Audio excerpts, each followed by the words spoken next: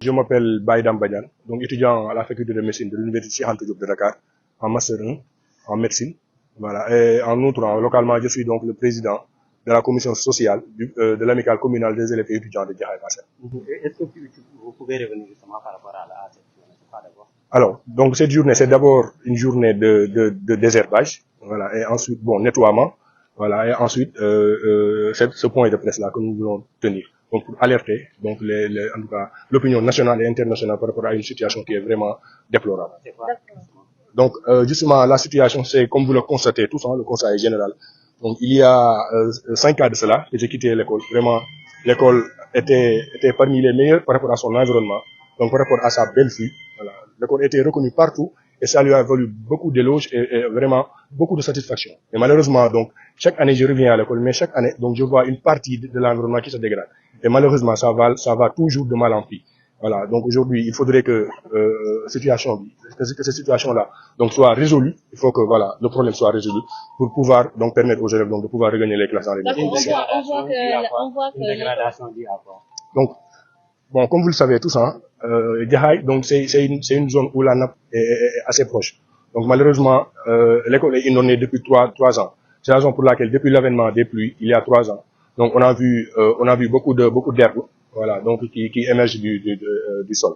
Et malheureusement, donc cela prend de l'ampleur et cela il y va même aujourd'hui de la sécurité donc des élèves et du personnel. D'accord, mais on voit que l'eau a envahi cette école. Est-ce que vous pouvez revenir sur la situation, mais aussi sur les conséquences? Alors, bon, la situation, vous l'avez tous constaté. Donc c'est une inondation qui est là depuis 3 ans et malheureusement aucune réaction n'a été faite de la part des autorités.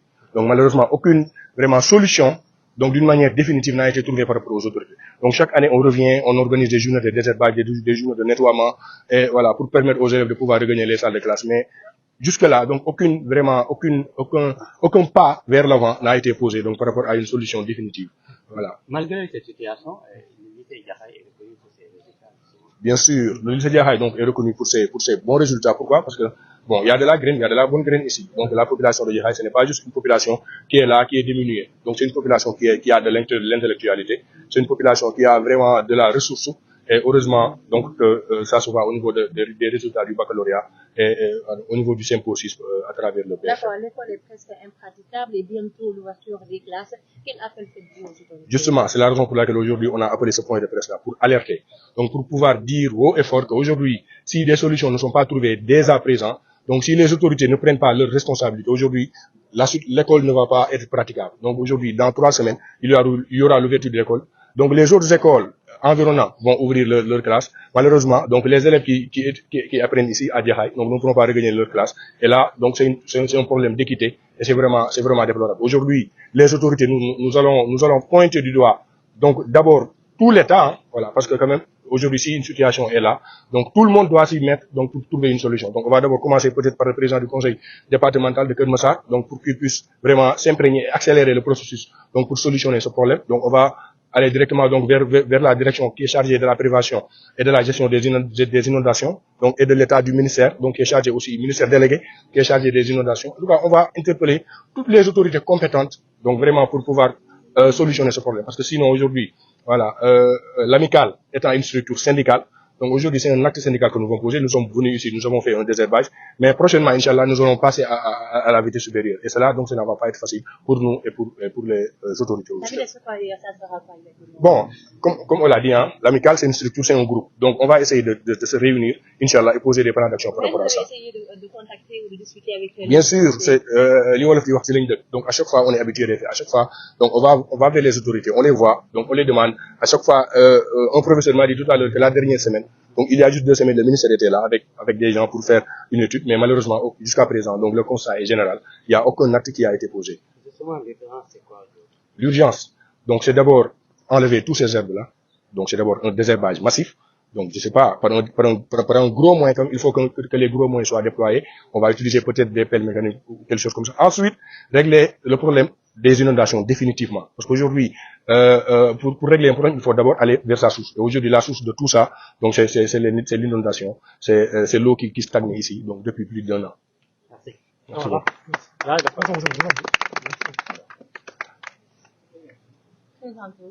Waaw, salaamaaleykum wa rahmatullah.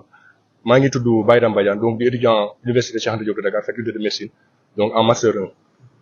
Voilà, en outre donc je suis le président de la commission sociale de l'amicale communale des élèves et étudiants de Jaxaay Parcelles donc mooy mbootaay bi nga xam ne moo wundu lépp képp ku nekk ndongo di jàng ak nekk si daara kaw bi tamit di jàng nekk si commune bii di naan Jaxaay Parcelles. ñu ñëw ci programme bi ngeen di amal.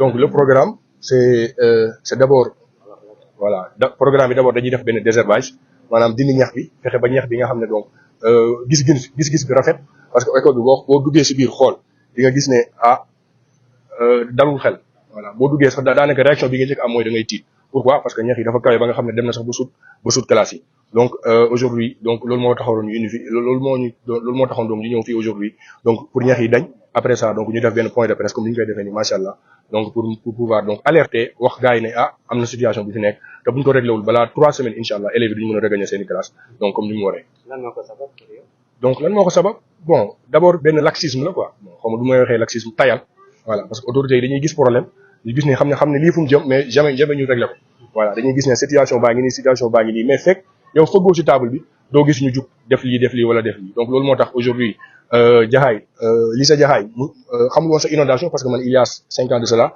maa ngi woon si école bi c'est fii la amee sama bac donc lycée Jaxaay xamul woon inondation mais après ñuy dem chaque année nga gis inondation bi ñëw donc ndox bi bëri fi ndox bi dafa stagné ba année bi ñëwaat te doo gis benn donc geste allant dans le sens dindi ko parfois nag da ngay gis ay moto pompe yu ñëw fii mais c'est carrément inefficace donc loolu mooy wala ne les autorités donc ils sont laxistes par rapport à ce problème.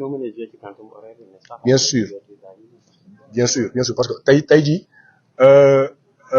dans 3 semaines maanaam fii ak ñetti semaines donc élèves yi dañuy ñëw jàng si te élèves yi nii bu mënuñ ñëw jàng si conditions yi nii boo xoolee bu baax di nga xam ne conditions yi nii nekkul ay conditions yoo xam ne baax na donc pour élèves yi jàngee fi donc aujourd'hui élèves yi bu ñu mënul jàng si donc li ñu waroon jàng si seen programme maanaam dina am jeexital bu baax a baax pourquoi parce que bu ñu amoon programme 10 leçons amaana dinañ raté benn weer wala ñu jëm ñaari weer sax ba nga xam ne donc duñ mën a jàng si beneen conséquence bi mooy lan aujourd'hui Jaxaay lycée Jaxaay donc day perdre maanaam day ñàkk li nga xam ne prestige bu mu amoon pourquoi parce que aujourd'hui quelqu'un qui passe par là nga xam ne dafa amoon intention dugal doomam fii nii si école bi bu ñëwee gis environnement bu mel danaa ne non du ko mos a xalaat voilà quelqu'un ki nga xam ne nag moo fi doon jàngee peut-être kooku dina am xalaat ñëw mais ki nga xam ne mosul fee jàngee wala mosul fee kii quelqu'un qui vient de déménager ici bu ñëwee gis dina ne lycée bi moom sama doom bu ñu fee jàngee pourquoi parce que environnement bi alam bi donc nekkul si ay conditions yu baax.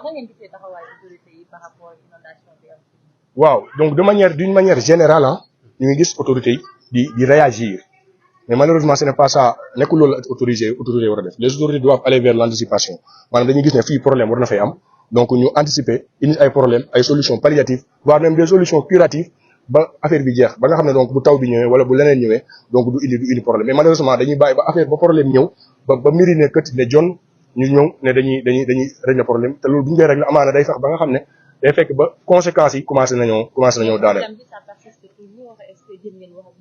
oui problème bi mi ngi fi depuis très longtemps voilà donc ñun nag wax dëgg fa neex yàlla on a été touché bañ gisee ne ñax yi jël na ampleur bu mu jël nii léegi nag dem nañ ci autorités yi dem nañ ci ku ne waxtaan ak moom donc bon autorité compétente yi duñ cité tout voilà pour bañ griller donc dem nañ ci autorité compétente yi waxtaan ak ñoom et franchement chaque fois da ngay gis ñoom ñuy ñëw fii di def un semblant d'étude parce que loolu nit ñi yaakaar dañuy ñëw def xool après demaat def ay promesses ne dinañ régler mais si ay promesses si ay ndigee rek donc la yem amul benn solution boo xam ne gis nañ ko teg nañ si seen bët.